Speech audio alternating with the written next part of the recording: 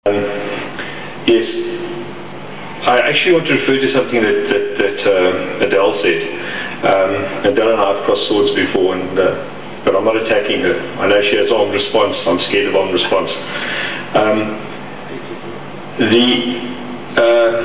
I also want to refer in this response, or in this question, to issues that Advocate Arendse raised, specifically with respect to the fact that the poorest of the poor, supporting soccer, being soccer players, etc., etc.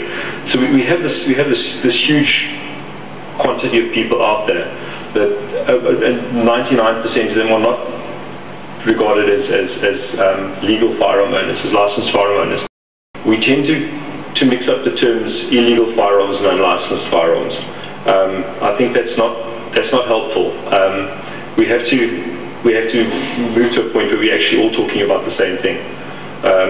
When you talk of illegal firearms, firearms can't be illegal. A firearm is a firearm. It's like talking about an illegal hammer.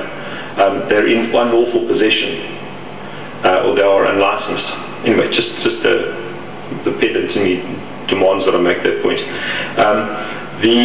But when we talk about the poorest of the poor and communities that play soccer, our people, our South African people out there, something is kind of like, and we're also talking about amnesties in the same sense, which is why I'm referring to the point that Adele raised. In the room really is the large quantity of unlicensed firearms which are completely uncatalogued.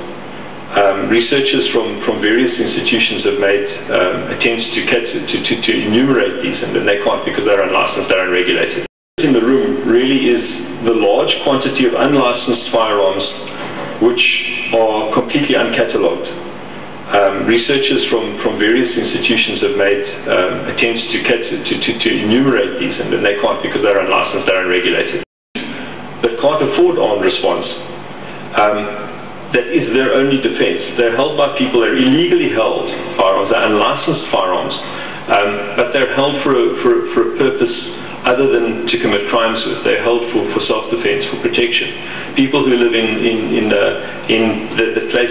soccer playing communities that don't have a brick house to live in. So when they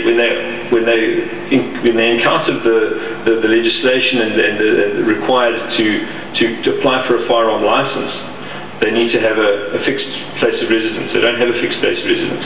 If they wanted to buy a firearm for self-defense purpose to protect them and their families, they have nowhere to lock it up. They have no safekeeping facilities because there's nowhere to bolt prescribed safekeeping facilities down to. They don't have a concrete wall or a concrete purchasing a firearm from a dealer, or the cost of the training, etc., etc. So a lot of those people have, and the special advisor to SAGA actually referred to it a little bit earlier.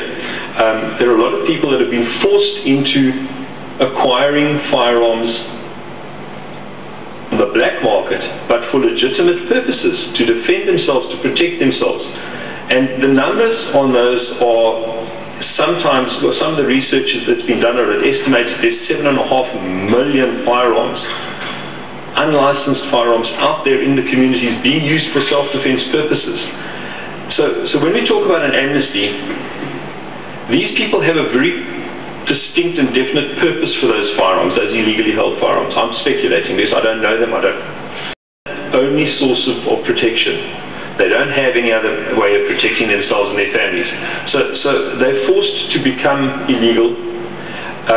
So when we're looking at an amnesty, can we not have an amnesty, can we not examine the possibility of an amnesty that reaches out to these people, that would provide training to these people without, they don't want to give up, they're not going to give up the firearm, but let's give them an amnesty so that they can become licensed firearm owners. How about that for an idea? We can maybe get them all in the pool. Once they're all in the pool of licensed firearm owners, we know what firearms they have. We can control the firearms. Sorry, that's just a suggestion.